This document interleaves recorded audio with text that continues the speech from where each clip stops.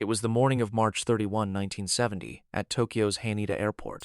As on any other day, the runway was a hive of activity, with planes landing and preparing for takeoff. Amidst this bustling scene, Japan Airlines Flight 351, a Boeing 727, was lined up, ready to depart for the Japanese city of Fukuoka. On board were 122 passengers and 7 crew members, 129 people in total. They represented a diverse cross-section of life. Tourists, business people, university students, and doctors, each with their own story, all sharing this journey. Among them were notable figures like Herbert Brill, a senior executive for Pepsi Japan, and Father Daniel MacDonald, a Roman Catholic priest from New York. The aircraft was under the command of Captain Shinji Ishida. At precisely 7:33 a.m., after receiving final clearance, Flight 351 roared down the runway and smoothly lifted into the sky. Within moments, it was climbing to cruising altitude. Everything proceeded exactly as routine. The atmosphere calm, faces relaxed. No one had the slightest idea of the imminent danger. No one could have imagined that in just a few minutes, this flight would become Japan's first and most shocking hijacking in aviation history. A few minutes after takeoff, Flight 351 reached its cruising altitude. Outside, there was nothing but an endless ocean of cotton-white clouds. The seatbelt signs switched off, and passengers settled back into their seats. Some chatted, others flipped through newspapers, while many gazed out the window at the beautiful scenery below. The cabin crew began preparing their trolleys for the usual service. All around, a sense of peace prevailed. Everything felt completely normal. But the moment the plane passed over Japan's highest volcanic peak, Mount Fuji, everything changed. Cutting through the silence, a man named Takamaru Tamiya suddenly sprang from his seat, strode into the middle of the cabin, and drew a long sword from his waist. There was a strange, intense obsession in his eyes. Some passengers were terrified by the sight, while others assumed he was simply a madman.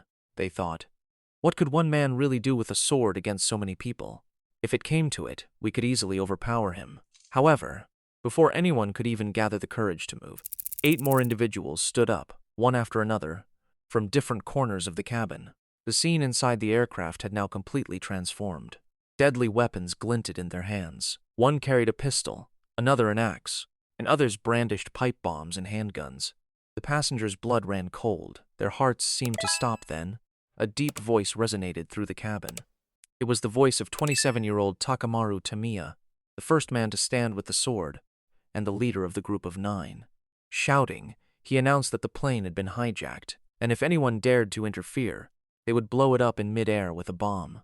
The moment those words were uttered, panic spread. Someone screamed. Some passengers froze, gripping their seats, while others could only stare at the armed men in front of them, as if they still couldn't believe this was truly happening. To deepen the fear, the hijackers pounced like wolves, yanking male passengers from their seats and tying them tightly with ropes to prevent any interference with their plan. The very next moment, the lead hijacker Takamaru Tamiya, along with his men, stormed straight into the cockpit. At the sight of the weapons, Captain Shinji Ishida was stunned. Without any warning, a pistol was pressed to his temple, and he was ordered to turn the aircraft immediately towards Cuba, nearly 12,000 kilometers away. From that point on, this was no longer just a flight. It had become a moving prison, with the lives of more than 100 people hanging in the balance. But who were these hijackers? Why did they want to hijack the plane and take it to Cuba? And did their dangerous plan actually succeed? Get ready for a shocking revelation that will make you question everything you think you know about this daring act. What was truly astonishing was that the people who hijacked this plane weren't trained terrorists at all, but university students. One of the 9 hijackers was just a 16-year-old schoolboy. Among them was a man named Moriaki Wakabayashi, who at the time was the bass player of the famous Japanese rock band Les Ralises des Nudes. But to understand why these students chose such a dangerous path, we need to understand Japan in that era. After the Axis powers lost the Second World War, Japan came under the control of the Allied powers, especially America, and the US even set up military bases in Japan. Even as times changed, America's grip didn't really loosen. That's why the 1960s and 1970s became a period of intense turmoil for Japan. Anger against America was rising rapidly. People felt Japan's government had become America's puppet, and that US military bases had no place in Japan. Students were at the forefront of these protests, and university campuses across the country had turned into battlegrounds. In the middle of all this, in 1966, a Marxist student organization, the Communist League, became active again, and its most radical wing, the Kansai faction, rose quickly. This group later began calling itself the Red Army faction, and it chose the path of violence. The Red Army faction believed Japan's government was capitalist and imperialist, exploiting ordinary people. So they argued, Japan had to be turned into a communist country through armed revolution. But their goal wasn't limited to Japan. They wanted a worldwide communist revolution. With that thinking, they developed the international base theory, that to sustain a revolution inside Japan, they needed a strong base in a foreign country. That's why they chose Cuba, where Fidel Castro's communist government stood firmly against America. Their plan was to go to Cuba, receive military training, then return to Japan and begin armed struggle. In early 1970, the mastermind behind the hijacking plan was Takaya Shiomi. But just before the mission could be carried out, Shiomi was arrested. Even so, the remaining members didn't back down. Under the leadership of Takamaru Tamiya, these 9 students hijacked Flight 351 on March 31, 1970. This wasn't just a plain hijacking, it was a message to the world that Japan's youth were willing to go to any extreme for their ideology. The moment the hijackers ordered Captain Shinji Ishida to turn the plane towards Havana, Cuba, the cockpit fell into a deathly silence. The hijackers were armed with lethal weapons, so the captain knew that if he refused, everyone on board could be in danger. But the problem was that they were demanding something impossible. This was a Boeing 727, designed for short to medium-haul flights. The distance from Tokyo to Cuba is around 12,000 kilometers, while this aircraft could manage only about 4,720 kilometers in one go. It was clear those communist students didn't even understand the basic limits of civil aviation. When Captain Ishida explained this, they were stunned for a few seconds. They hadn't expected that. Now they needed a plan B, fast. After some argument, they made a new decision. The plane would be taken to Pyongyang, North Korea. They chose North Korea as their second option, because it was much closer to Japan and saw itself as an anti-imperialist state. On top of that, North Korea was openly hostile to America, so the hijackers hoped they'd get a safe haven there, along with military training, then return to Japan and carry out their planned revolution. But Captain Ishida didn't want to take the plane to North Korea at any cost. He knew North Korea had no diplomatic relations with Japan, and the two countries viewed each other as enemies. If the aircraft landed there, getting the passengers back could become extremely difficult. The plane did have enough fuel to reach Pyongyang, but Captain Ishida lied to the lead hijacker, Takamaru Tamiya, saying there wasn't enough fuel to make it to North Korea, and that they would have to land at the original destination, Fukuoka, to refuel. He also tempted them by saying they didn't have a map to Pyongyang yet, and they could land in Fukuoka and get one there. For a while, the cockpit went silent.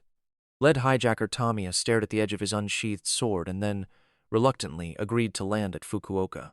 The plane began preparing to land, and during this, Captain Ishida cleverly sent a signal to air traffic control. The aircraft had been hijacked, and the hijackers intended to take it to North Korea.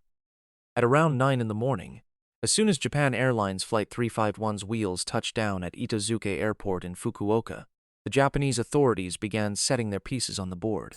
At first, they tried to free the hostages by force, but the hijackers made it clear, if anyone tried anything, they would blow up the plane with a bomb. After that, the authorities switched to diplomacy. They laid down a condition. Fuel and maps would only be provided if the hijackers released some passengers. After hours of negotiation at 1:35 p.m., the hijackers freed 23 passengers, women, children, the elderly, and the sick. For those 23, it felt like being born again. But inside the aircraft, nearly 100 lives were still trapped between those 9 men and their madness. More fuel was loaded, and the crew were handed a route map to North Korea. But it wasn't a professional navigation chart. It was a photocopy from a school atlas. A crude, flimsy map, with a line drawn across the middle of the Korean peninsula, and only the words South Korea and North Korea written on it. After standing there for about 5 hours, when Flight 351 finally took off from Fukuoka towards the Korean peninsula, an eerie silence fell over the cabin. The passengers were terrified, barely able to breathe. Just imagining themselves in North Korea made them tremble, because they had no idea what would happen to them in an enemy country. On the other hand, the hijackers wore strange smiles of victory. They were fired up, convinced they had forced the Japanese authorities to their knees. and that they would soon be in North Korea. After being in the air for some time, the plane approached the demilitarized zone, the border between North and South Korea, a place where even a bird couldn't fly freely. Because of the hostility between the two Koreas, the skies over this area are a no-fly zone. Any unknown aircraft appearing there is practically an invitation to death. In the midst of this tension, Captain Shinji Ishida, his voice trembling, tried again and again to contact Pyongyang Air Traffic Control for landing permission. "Pyongyang, this is JAL 351, please respond." But time and again, nothing came through on the radio except static. Panic started to build inside the cockpit. The captain warned the hijackers that if they pushed on without permission, the aircraft could be shut down. But the lead hijacker, Takamaru Tamiya, refused to budge. His sword was still pressed to the pilots' throats, so they had no other choice. The moment Flight 351 entered that deadly zone, two fighter jets suddenly burst out of the clouds and opened fire on the plane. Chaos erupted in the cabin. People thought they were North Korean jets, about to shoot them down without warning. Fear hit its peak. Then, all of a sudden, the firing stopped, and at that exact moment, a voice crackled over the radio. "This is Pyongyang, please respond." Hearing that, it was as if life returned to the cockpit. The captain quickly explained the situation, and moments later they were granted permission to land at Pyongyang Airport.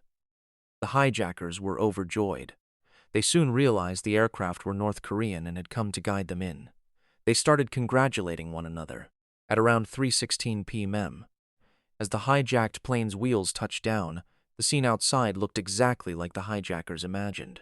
North Korean flags were flying all around the runway. Soldiers in North Korean army uniforms were stationed in large numbers. A huge banner read, "Welcome to Pyongyang." Women in traditional dress stood holding flowers to greet them, and children sang patriotic songs. And, as you'd expect in a closed country like North Korea, there weren't many other flights on the runway. Then an announcement boomed over the loudspeaker. This was the Democratic People's Republic of Korea, led by the great leader Kim Il-sung, welcoming revolutionaries fighting Japanese imperialism. The hijackers looked even prouder. They were thrilled, being welcomed like heroes in the country of their dreams. For them, it felt like the greatest victory of their revolution. They were so overexcited, they wanted to fling the door open and jump out immediately. Soon a vehicle pulled up beside the plane. An officer stepped out, waving. He told the hijackers they were completely safe now and could come down calmly. Inside the cabin, though, there was a terrifying silence.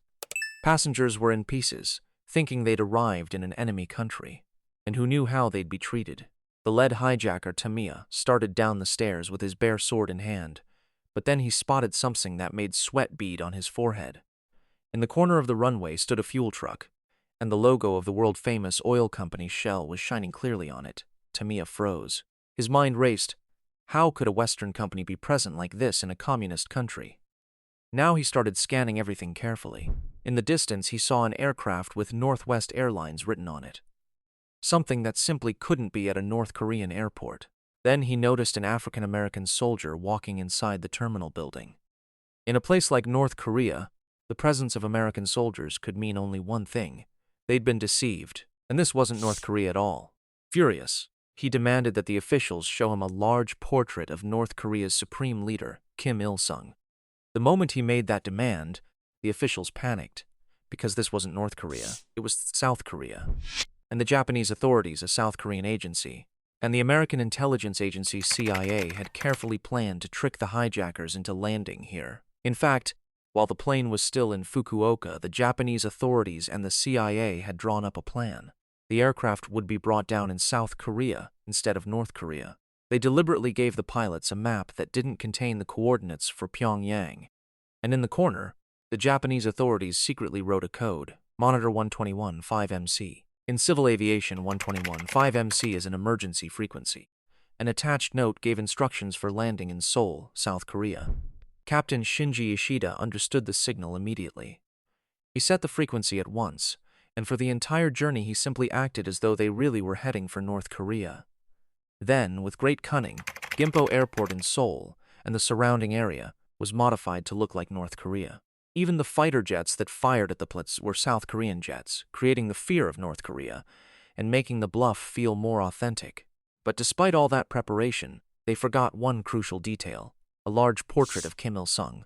So while it took time to bring one in, the hijacker's suspicion was turning into certainty. In the meantime, one hijacker asked a soldier in English, "Is this Seoul?" In his panic and haste, the soldier blurted out, "Yes." Now there was no room for doubt. They knew they were in South Korea, and that the Pyongyang they'd been shown was actually Seoul's Gimpo airport. Enraged, the hijackers' leader Tommy roared, "Go back! Close the door. This isn't North Korea. It's South Korea." Seeing the plan collapse, the South Korean authorities were left holding their heads. All that effort and brilliant planning, ruined by a single picture. The hijackers immediately pointed their weapons at Captain Shinji Ishida and ordered the plane to take off for North Korea at once. But a new problem appeared. During landing, technical issues had shut down the engines, and restarting them required an auxiliary starter. The South Korean government flatly refused to provide it. South Korea had no intention of letting those communist hijackers escape alive. On the other hand, for Japan this wasn't about prestige, it was about saving nearly 100 citizens. Japanese officials feared that if South Korean soldiers took any action, not a single passenger would survive.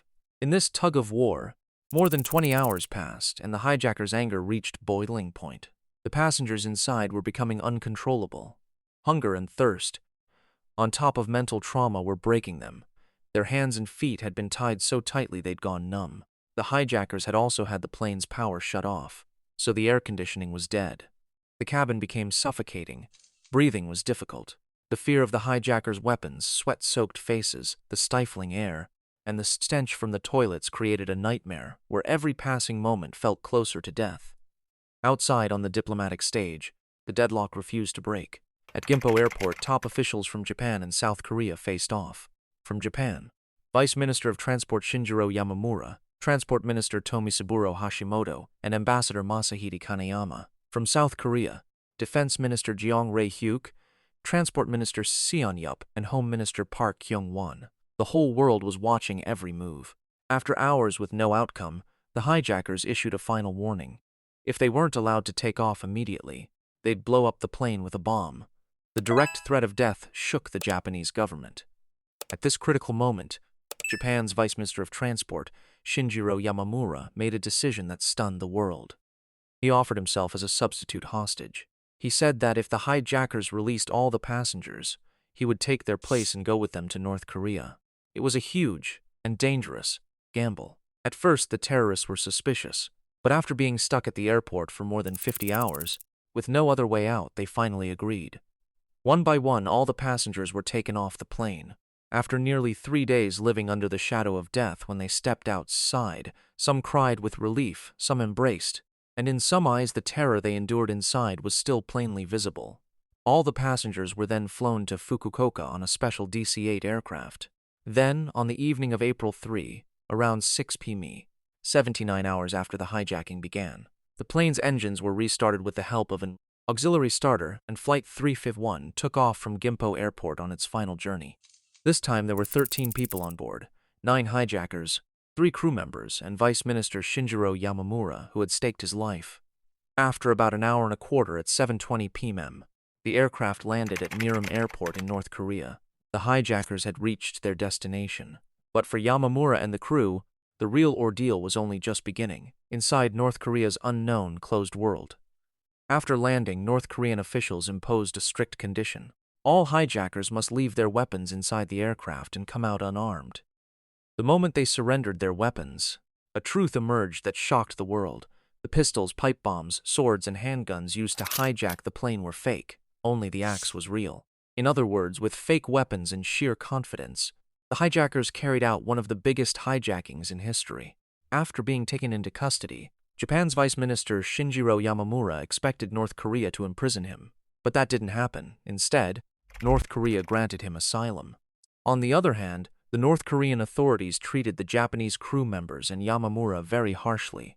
After prolonged international pressure, North Korea agreed to send the crew members and Yamamura back to Japan, and they finally returned safely. Yamamura's bravery made him a hero in Japan, and his political career reached new heights. Later he served in major roles, including Minister of Agriculture, Forestry, and Fisheries, as well as Minister of Transport. Everything in his life seemed to be going well, until a tragic turn in 1992, when his second daughter, who was struggling with mental illness, stabbed him to death. Meanwhile, after reaching North Korea, the hijackers believed they'd received military training and returned to Japan to carry out their revolution. But the reality was very different. At first, they were honored as internationalist comrades, but slowly the fire of their revolution cooled. They were settled in a special Japanese village near Pyongyang and kept confined there, living under North Korea's strict rules. Some spent their entire lives there, some managed to escape. One hijacker, Takeshi Okamoto, was killed along with his wife while trying to flee. Some later admitted their mistake. Moriaki Wakabayashi, bassist of the Japanese rock band Les Realizes Denudes, acknowledged in an interview that what they did was selfish and childish, and that they were blinded by revolutionary obsession. This incident is still counted among the most shocking hijackings in aviation history, where an entire flight was controlled through fake weapons and psychological pressure. It has also been depicted in the 2025 South Korean film. Good news.